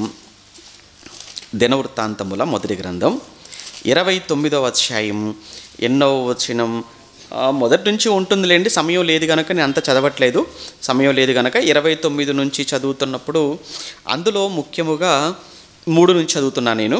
మరియు నా దేవుని మందిరము మీద నాకు కలిగి ఉన్న మక్కువ చేత నేను ఆ ప్రతిష్ఠితమైన మందిరము నిమిత్తము సంపాదించి ఉంచిన వస్తువులు కాక నా స్వంతమైన బంగారం, అంటే ఆల్రెడీ మందిరం కోసం ప్రత్యేకంగా సంపాదించాడట కొన్ని వస్తువులు. అక్కడ చెప్పిన మాట అదే కదా, మందిరం కట్టాలనుకున్నాడు. ఆ మందిరం కోసం కొన్ని వస్తువులు ముందు నుంచి సంపాదించేశాడు. అయితే మందిరం కొరకు సంపాదించిన వస్తువులు కాక మరలా నా స్వంతమైన బంగారం, నా ఓనది, అది నా సొంతం కోసం అనుకున్నాను, నా స్వంతమైన బంగారమును వెండిని నా దేవుని మందిరము నిమిత్తము నేను ఇచ్చేదను. ఎంత అన్నదానికి కింద చెప్తున్నాడు, గదుల గోడలు అని చెబుతూ వెండికి వెండి పని అని చెబుతూ కిందికి వచ్చేటప్పటికి ప్రతి విధమైన పనికి 6,000 మణుగుల ఓఫీరు బంగారం అని. చూసారా, 6,000 మణుగుల ఓఫీరు బంగారం అంటే, ఓఫీరు బంగారం అంటే మీకు అర్థం కాదేమో, మీకు అర్థమయ్యే భాష 24 క్యారెట్. ఈ లెక్క మీకు బాగా అంటేనే అర్థమైపోద్ది కదా. 22 కాదు, 20. ఏది గొప్పది? 22 మంచిది, 24 24 అది శ్రేష్టమైన బంగారం 24 క్యారెట్ అనమాట. ఎంత అయ్యా అంటే ఎంత ఇచ్చాడట, ఎంత బంగారం ఇచ్చాడట? 6,000 మణుగులు అన్నాడు. మణుగంటే ఒక్క మణుగంటే సుమారు 10 కేజీలు. ఏంటి మాటలేదు, ఒక్క మణుగంటే ఎంత? ఒక్క మణుగంటే 10 కేజీలు. ఎన్ని కేజీల బంగారం అట? 6,000 మణుగులు అని అంటే 6,000 ఇంటూ 10 వేసుకుంటే 6 లక్షల కేజీలు. ఒక కేజీ ఎంత ఉండొచ్చు మన లెక్కలు చూసాం, మన గూగుల్లో కొట్టాను. కేజీ వచ్చేసి ఇప్పుడు ఎంత పడుతుందన్నమాట? 50 లక్షలు. ఇప్పుడు మరి 6 లక్షల కేజీలు అంటే ఎంత? క్యాలిక్యులేటర్ పనిచేస్తుందో లేదో నాకు తెలియదు. లక్షల కేజీలు ఇంటూ 50 లక్షలు కొట్టాలి. ఎన్ని వేల కోట్ల రూపాయలు వస్తాయి? ఎన్ని వేల కోట్లు! ఇన్ని వేల కోట్ల రూపాయలు విలువ చేసే బంగారాన్ని, అది ఆయన సొంతం. అంత బంగారాన్ని దేనికోసం ఇచ్చాడు? మీరేమైనా ఇచ్చారా? ఎప్పుడైనా మీరేమైనా ఇచ్చారా? ఏమండి, ఏంటండి అది దేవుని పట్ల దావీదుకున్న ప్రేమ అంటే అంతే. ఒక్కటి గుర్తుపెట్టుకోండి, ఒక ఫార్ములా చెప్తాను, ఒకటి గుర్తుపెట్టుకోండి. మీరు దేవుణ్ణి ఎంత ప్రేమిస్తారో దేవుని చేత మీరు అంత దీవించబడతారు. ఇంతకన్నా ఏం చెప్పలేను మీకు. ఒకటే గుర్తు, నేను ఎంత ప్రేమించానో నాకు తెలుసు నా తండ్రిని. నేను ఏం చేశానో నాకు తెలుసు. మీకు చెప్పాల్సిన పని లేదు. ఏదో అప్పుడప్పుడు కొన్ని అన్నీ చెప్పట్లేదు, అన్నీ చెప్పాల్సిన పని లేదు. ఎందుకంటే మీరు కాదు కదా నాకు ప్రతిఫలం ఇచ్చేది, మీరు కాదు కదా నాకు పరలోకం ఇచ్చేది. అందుకని అన్నీ చెప్పను. ఏదో సందర్భాన్ని బట్టి ఏదో బాధగలిగి 1-2 మాటలు అలా వదిలేస్తుంటాను అంతే. కానీ అంతే అని మీరు ఫిక్స్ అయిపోకండి, ఇంకా చెప్పాల్సిన బోల్డన్ని ఉంటాయి. నేను ఎంత ప్రేమించానో అది నాకు తెలుసు. అందుకే దేవుడు నాకు ఏ తక్కువ చేయడు. మీకు అదే చెప్తున్నాను, ఆ సీక్రెట్ చెప్తున్నాను మీకు. ఆ సీక్రెట్ రహస్యం మీకు, ఆ రహస్యం చెప్తున్నాను. మీరు ప్రేమించండి, దేవుణ్ణి ప్రేమించండి అని అంటే మీరు దేవునికి ఇచ్చే విషయంలో ఎప్పుడు పిసినితనముగా వద్దు, సనుగుతూ వద్దు, గొనుగుతూ అస్సలు చేయకండి. సంతోషంతో ఏదైనా దేనికోసం అడిగామనుకోండి, తలదించుకుంటారు. ఏదో అన్యాయం చేసిన వాళ్ళలాగా, పాపం చేసిన వాళ్ళలాగా, అసలు ఏమీ తెలియని వాళ్ళలాగా. చూడండి, దేవుని కోసం ఏదైనా అడుగుతున్నప్పుడు చూడండి, అస్సలు మాట్లాడరు. అంత బుద్ధిగా ఏమంటే తిండికి బట్టకు ఇండడానికి లేని అలాంటి మరీ నిరుపేద స్థితిలో ఉన్నామా మనం? ఏమైనా అలాంటి పొజిషన్లో పెట్టాడు దేవుడు మనల్ని. మీరు అలానే అనుకుంటే అంతకంటే, అదే చెప్తున్నాడు కదా, మీరు అంతకంటే ఇంకా మనం దిగజారిపోతాం. అందులో నో డౌట్. మీరు ఎప్పుడు నా కోసం మిమ్మల్ని ఏమీ అడగలేదు, నా కోసం వద్దు, దేవుని కోసం, దేవుని కొరకు ఎందుకు ఇవ్వాలి, దేవునికి ఎందుకు ఇవ్వాలన్న దానికోసం మాట్లాడుతున్నాం. ఆ రోజు అబ్రహాం ఇచ్చాడు, యాకోబు ఇచ్చాడు, ఇక్కడ దావీదు ఇచ్చాడు. దావీదుతో దేవుడు చేసిన ప్రమాణం అంటే మామూలుగా కాదని. దేవుడు దావీదుకి ఇచ్చిన వాగ్దానం, దావీదు నువ్వు వెళ్ళిపోయినా నిత్యము నీ సింహాసనాన్ని స్థిరపరుస్తాను, నీ సంతానాన్ని ఎప్పుడు సింహాసనం మీద కూర్చోబెడతాను అని దేవుడు అతనికి నిబంధన చేసి తన గర్భవాసము నుంచి యేసుక్రీస్తుని ఈ భూమి మీదకి తీసుకుని వచ్చి స్టిల్ ఈ రోజు వరకు 2000 సంవత్సరాలు, అంతకు మునుపు 1000 సంవత్సరాలు, 3000 సంవత్సరాలు అవుతున్న యేసుక్రీస్తు ఎవరి కుమారుడుగా పిలువబడుతున్నాడో తెలుసా? దావీదు కుమారుడు. అంటే ఆయన సింహాసనం ఉంది. ఎప్పటి వరకు భూమి ఆకాశాలు గతించినా గతిస్తాయి. ఆయన రాజ్యానికి ముగింపు లేదు కదా, ఆయన రాజ్యానికి అంతం లేదు కదా. అది దావీదు. ఇక హిజ్కియా ఉన్నాడు. హిజ్కియా కూడా చాలా ప్రేమించాడు దేవుణ్ణి. హిజ్కియా కూడా చాలా ఇచ్చాడు. అలా ఇచ్చినందుకు మీరు దినవృత్తాంతం 31, ఇది 29 కదా, మీరు 32వ దినవృత్తాంతంలో, ఇది మొదటి దినవృత్తాంతంలో కదా, 2వ దినవృత్తాంతంలో మీరు 31వ అధ్యాయం చదువుకోండి. తర్వాత సమయం లేదు, చెప్పేస్తానండి ఓవరాల్గా. మీరు 31వ అధ్యాయంలో 2-3 వచనాలు చదువుతున్నప్పుడు ఆయన ఒక రాజుగా, హిజ్కియా రాజుగా ఉండి, చూడండి అక్కడ హిజ్కియా రాజు, ఆయన ఇవ్వాల్సిన పని లేదు, ఇవ్వకపోతే ఆయన అడిగేవాడెవడు? ఒక మాట అండి, మనలో మనం మాట అండి. ఇప్పుడు దావీదు రాజు అండి, ఆయన దేవుని కోసం ఇవ్వాలా? ఇవ్వకపోతే ఆయన అడుగుతాడా? ఏమయ్యా నువ్వు ఎందుకు ఇవ్వలేదని అడగలడా ఎవరైనా? ఆయన అందరిని అడగలడు తప్ప ఆయన అడిగేవాళ్ళు ఎవరు లేరు. హిజ్కియా కూడా రాజు, ఇవ్వకపోతే మీరు ఎందుకు ఇవ్వలేదని అడగవచ్చు, కానీ ఆయన అడిగేవారు ఎవరు లేరు. కానీ హిజ్కియా కూడా ఇచ్చాడు తెలుసా దేవుని కోసం, దేవుని మందిరము కోసం హిజ్కియా కూడా ఇచ్చాడు. అలా ఇచ్చినందుకు హిజ్కియా కలిగిన మేలుండి చెప్పమంటారా? 15 సంవత్సరాల ఆయుష్ను దేవుడు అతనికి బోనస్గా ఇచ్చాడు. అది అద్భుతం అండి. 15 సంవత్సరాల ఆయుష్. ఏమండి ఒక్క విషయం మీరు చెప్పండి, ఏమండి మీ దగ్గర డబ్బు ఉన్నంత మాత్రాన ఏమండి పోయే మీ ప్రాణాలు మీరు కాపాడుకోగలరా? ఆయుష్ని ఏమైనా పెంచుకోగలరా? మీ దగ్గర లక్షల రూపాయలు ఉన్నాయండి, లక్షల రూపాయలతో మీరు ఒక్క క్షణాన్నైనా మీ జీవితంలో మీరు పొడిగించుకోగలరా? అలా అనుకుంటే ప్రధానులు ఎందుకు పోతారు, కోటీశ్వర్లు ఎందుకు వెళ్ళిపోయారు, ప్రపంచాన్ని వీళ్ళని చక్రవర్తులు ఎందుకు చనిపోయారు చెప్పండి? లేదు కదా. నీ దగ్గర ఎంత ఆస్తున్నా, ఎంత డబ్బున్నా, ఎంత అధికారం ఉన్నా ఒక్క క్షణం నీ ఆయుష్ను నువ్వు పెంచుకోలేవు. కానీ హిజ్కియాకి ఎంత ఆయుష్ను పొడిగించాడు? చాలామంది ప్రార్థన చేయండి మా కోసం అంటారు, మంచి ఆరోగ్యం కోసం ప్రార్థన చేయండి అంటారు, ఆయుష్ కోసం ప్రార్థన చేయండి అంటారు. నేను ప్రార్థన చేసిన ఆయన వినాలి కదా. ఆయన వినాలంటే ముందు నీకు కూడా అర్హత ఉండాలి. ఏముంది హిజ్కియాను ఎందుకు దేవుడు 15 ఇయర్స్ ఆ రోజుకు చనిపోవాలి హిజ్కియా? యెషయాతో పంపాడు, కబురు పెట్టాడు. ఆ రోజుకు చనిపోవాల్సిన హిజ్కియాను మరో 15 సంవత్సరాల ఆయుష్ నీకు పొడిగించేసిన కారణం ఒక్కటే, ఏంటంటే దేవుడికి ఇచ్చే విషయంలో హిజ్కియా వెనకాడలేదు. నేను రాజును కదా, నన్ను ఎవడు అడుగుతాడు, నేనెందుకు ఇవ్వాలి అనుకోలేదు ఆయన. తను ఇచ్చాడు 15 ఇయర్స్ దేవుడు బోనస్గా ఇచ్చాడు ఆయుష్ను. అదేనండి అంటే ధర్మశాస్త్ర కాలం అది. దావీదు ఇచ్చాడు, దీవించబడ్డాడు. హిజ్కియా ఇచ్చాడు, దీవించబడ్డాడు. ఇప్పుడు మనం ఏ కాలంలో ఉన్నాం? క్రొత్త నిబంధన కాలంలో ఉన్నాం. ఇప్పుడు వచ్చేసరికి ఇప్పుడు మనం ఇవ్వాలా? ఇవ్వాలి. ఎంత ఇవ్వాలి? ఇప్పుడు మనం ఎంత ఇవ్వాలి? 10% ఇవ్వాలా? 10% కాదు. ఈ రోజుకు మనం ఇవ్వవలసింది ఎంతో తెలుసా? మీరు వర్ధిల్లిన కొలది అన్నాడు. మీరు వర్ధిల్లిన కొలది. కొరింథీయులకు రాసిన మొదటి పత్రిక 16వ అధ్యాయం. కొరింథీయులకు రాసిన మొదటి పత్రిక 16వ అధ్యాయం మొదటి 2 వచనాలు. కొరింథీయులకు రాసిన మొదటి పత్రిక 16వ అధ్యాయం మొదటి 2 వచనాలు. పరిశుద్ధుల కొరకైన చందా విషయమైతే నేను గలతీ సంఘములకు నియమించిన ప్రకారము మీరును చేయుడి.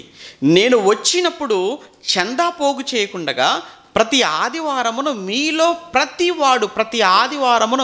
ప్రతి వాడును తాను వర్ధిల్లిన కొలది తన యొద్ద కొంత సొమ్ము నిల్వ చేయవలెను అన్నాడు.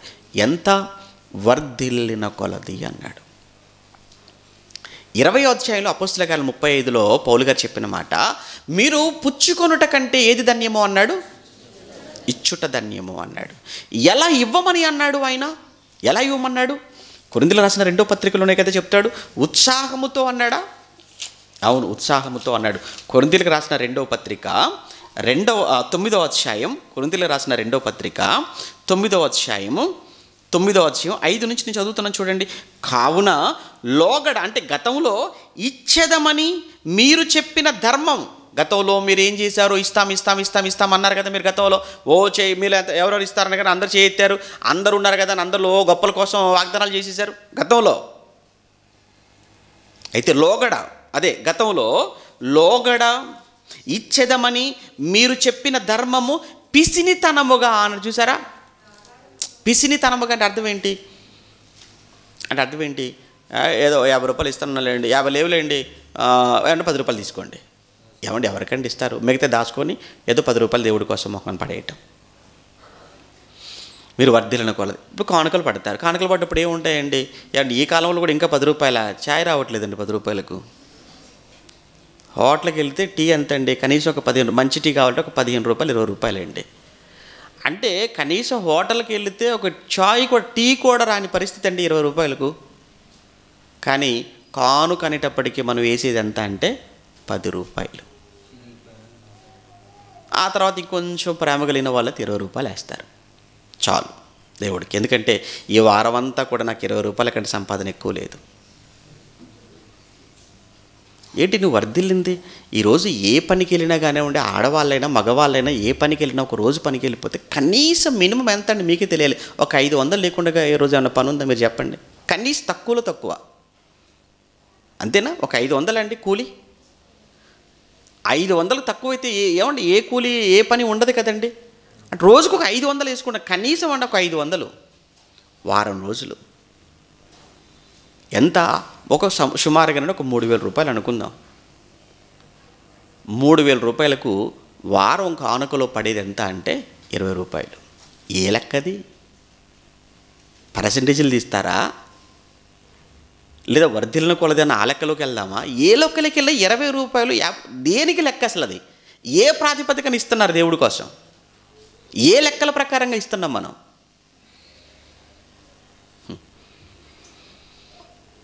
మీరు నా కోసం కాదు. మీకు అర్థమైందా? మీరు ఇచ్చేది నా కోసం కాదు. మీరు దేవుని పేరు మీద ఇవ్వండి. అది దేవుని పేరు మీద ఖర్చు అవుతాయి లేదా మీకు అనవసరం. ఎందుకంటే మీరు ఇవ్వటం వరకు మీ పని, మీరు ఇచ్చిన దాన్ని బట్టి దేవుడు దీవించటం ఆయన పని. అది బైబిల్. మీరు ఇవ్వటంతో మీ పని అయిపోయింది. ఆ తర్వాత వాడికి లెక్క చెప్పటం మా పని ప్రారంభమవుతుంది. ఇక్కడ అదే చెప్తున్నాడండి ఆయన. ఏమన్నాడు? మీరు లోగడ ఇచ్చేదమని మీరు చెప్పిన ధర్మము పిసినితనముగా ఇయ్యక ధారాళముగా ఇయ్యవలనని చెప్పి సహోదరులు మీ యొద్దకు ముందుగా వచ్చి దానిని జమ చేయుటకై వారిని హెచ్చరించుట అవసరమని తలంచితిని. ఇదిగో కొంచెముగా ఇత్తువాడు కొంచెముగా పంట కోయును. నిజమే కదా? నువ్వెంత ఇస్తావో అంతే కదా దేవుడు నీకు ఇస్తాడు. నువ్వు కొంచెంగా ఇస్తే నీకు కొంచెంగానే పంటకు కోసుకుంటావు. లేదు నువ్వు ఎక్కువగా ఇచ్చావనుకో ఎక్కువగానే కోసుకుంటావు. అది నీ ఇష్టం. ఎందుకంటే దేవుడు మా కుటుంబంలో, ఎందుకంటే దేవుడు నాకు ఎంత చేసినా అంటే నువ్వేం ప్రేమిస్తున్నావు, నువ్వేమి ఇస్తున్నావు ఒకసారి చూడు. నువ్వు పెట్టిన పెట్టుబడి ఎంత, నీకు వచ్చే లాభం ఎంత? నువ్వు 100 రూపాయలు పెట్టుబడి పెట్టి నాకు ₹1,00,000 రావాలంటే ఎలా వస్తుంది? అది నువ్వు పెట్టిన పెట్టుబడిని బట్టి కదా నువ్వు లాభాన్ని ఆశపెడతావు. నువ్వు దేవుడికి ఎంత ఇస్తున్నావు, దేవుడు నీకు ఎంత ఇవ్వాలని కోరుకుంటున్నావు. ప్రత్యేక కానుకని తీసుకొస్తారు, ₹100 వేస్తారు, ప్రార్థన అంటారు. ఏ ప్రార్థన చేయమంటారు? ఏమని ప్రార్థన చేయమంటారు? నాకు ఉద్యోగం కావాలంటారు. ఇది ₹100కా? మళ్ళీ ₹100 కవర్లో పెట్టి ఏ ప్రార్థన మళ్ళీ మామూలుగా అందరిలో కలిపి ప్రార్థన చేస్తే బాగుంది. ప్రత్యేక ప్రార్థన చేయాలి. మళ్ళీ కానుక కూడా ప్రత్యేకమైన కానుక. దేవుడు అనేసరికి చూశారండి ఎలా అయిపోయాడు. హాస్పిటల్ దగ్గర నోరు మూసుకొని డాక్టర్ గారికి ఫీజు అక్కడ బేరం ఆడతారా? డాక్టర్ దగ్గర ఫీజు దగ్గర బేరం ఆడు. ఒకటి మెడికల్ షాప్ దగ్గర రాస్తాడు, మెడికల్ షాప్ దగ్గర బేరం ఆడుతారా? నోరు మూసుకొని కట్టేస్తాం. ల్యాబ్ దగ్గరికి వెళ్ళిపోతాం, అస్సలు ఒప్పుకోవడానికి లేదు. ఏంటి ఒక ల్యాబ్ దగ్గర మాట్లాడడం, స్కానింగ్ దగ్గర మాట్లాడడం, మెడిసిన్ దగ్గర మాట్లాడడం, డాక్టర్ ఫీజు దగ్గర మాట్లాడడం ఎందుకు? ప్రాణం.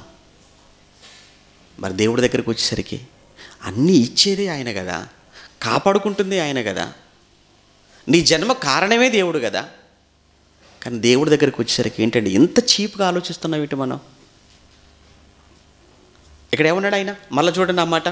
మీరు కొంచెముగా విత్తితే కొంచెముగా పంట కోయుదురు, సమృద్ధిగా విత్తువాడు. ఆ పదం చూడండి అక్కడ. సమృద్ధిగా విత్తువాడు సమృద్ధిగా పంట కోయును అన్నాడు. ఇదిగో సనుగు కొనకయు. ఆ పదం చూడండి. నెక్స్ట్ అసలు విషయం చెప్తున్నాడు. సనుగు కొనక వద్దు, మీరు ఇవ్వకపోయినా పర్వాలేదు కానీ సనుక్కుంటూ మాత్రం దేవుడి కోసం ఎప్పుడు ఇవ్వకండి.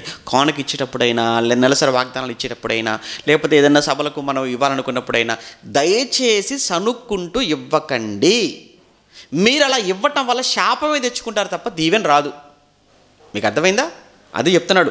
సనుగు కొనకయు. నెక్స్ట్ బలవంతముగా కూడా వద్దు. ఏమండి ఎప్పుడైనా ఎవరినైనా కానీ దేనికోసమైనా బలవంతంగా మిమ్మల్ని ఏమైనా అడిగామా? మేము ఎప్పుడైనా అడగం. మీరు ఇవ్వాలి. ఎందుకంటే మీ తండ్రికి మీరు ఇవ్వాలి. మీ తండ్రికి మీరు ఎంత ఇవ్వాలో ఏంటో అనేది మీ నిర్ణయం. అది అంతే. మీరు ఇచ్చిన దాన్ని బట్టి ఆయన చూసుకుంటారు. నేను మిమ్మల్ని ఏమి దీవించలేను కదా, నేను మిమ్మల్ని ఏమి ఆశీర్వదించలేను కదా. మీకు దీవెన ఆశీర్వాదం అక్కడి నుంచి రావాలి తప్ప నా దగ్గర నుంచి ఏం రాదు. అందుకే సనుగు కొనకయు బలవంతముగా కాకయు ప్రతి వాడు తన హృదయములో నిశ్చయించుకొనిన ప్రకారము ఇవ్వవలెను. మీ హృదయంలో నిశ్చయించుకోండి, అంతేగాని మా ఆవిడని అడిగి చెప్పాలి అంటే ఆవిడ నిర్ణయిస్తే తప్ప నువ్వు చెప్పవా? మా ఆయన్ని అడిగి చెప్పాలంటే ఓ నిర్ణయం ఆయనదా? ఏమండి? తర్వాత ఏమన్నాడు? దేవుడు ఉత్సాహముగా ఇచ్చు వారిని ప్రేమించును. అది దేవుడు ఉత్సాహముగా ఇచ్చు వారిని ప్రేమించును. అందరినీ కాదు. ఇచ్చేవారు అయ్యా ఇస్తున్నారు కదా అంటే ఇచ్చినా నేను ప్రేమించను. ఇచ్చేటప్పుడు ఎలా ఇవ్వాలి? నా కోసం ఉత్సాహంగా. ఏమండి హోటల్కి వెళ్ళేటప్పుడు హ్యాపీగా వెళ్తారు, బిల్లు కట్టేటప్పుడు ఆనందంగా కడతారు, షాపింగ్కి వెళ్ళేటప్పుడు హ్యాపీగా వెళ్తారు, అక్కడికి కట్టేటప్పుడు సంతోషంగా కడతారు. మరి దేవుడికి ఇచ్చేటప్పుడు ఏమండి ఆ షాపింగ్లో అక్కడ కూర్చున్న ఆడికి ఇచ్చేటప్పుడు ఉన్నంత సంతోషంలో ఇక్కడ ఉందా దేవుడికి ఇచ్చేటప్పుడు? దేవుడు మిమ్మల్ని ప్రేమించాలా? దేవుడు మిమ్మల్ని ప్రేమించాలంటే ఆయన కండిషన్ ఏమన్నాడు? మీరు నాకు ఇచ్చేది ఎలా ఇవ్వాలి? ఉత్సాహంగా. సనుక్కుంటూ ఇవ్వకండి, బలవంతంగా అస్సలు ఇవ్వకండి. ఇదండి. ఏమండి దేవుడు ఎందుకు ఇవ్వాలి, ఎలా ఇవ్వాలి? ఇచ్చే విషయంలో ఎక్కడ కూడా దేవుడు కొత్త నిబంధనలు కండిషన్లు పెట్టలేదు. మీ హృదయంలో ఎంత అనుకుంటారో అంత ఇవ్వండి. 1. 2 దానికంటే ముందు మీరు ఎంతగా మీరు వర్ధిల్లారు, మీరు వర్ధిల్లిన కొలది మీరు ఇచ్చేది సనుక్కొనక బలవంతంగా కాక మీ హృదయంలో నిశ్చయించుకున్న దాన్ని సంతోషంతో తీసుకొచ్చి ఇవ్వండి. ఇది దేవునికి ఇవ్వటం, ఇది దేవుడికి ఇచ్చేటువంటి విషయం.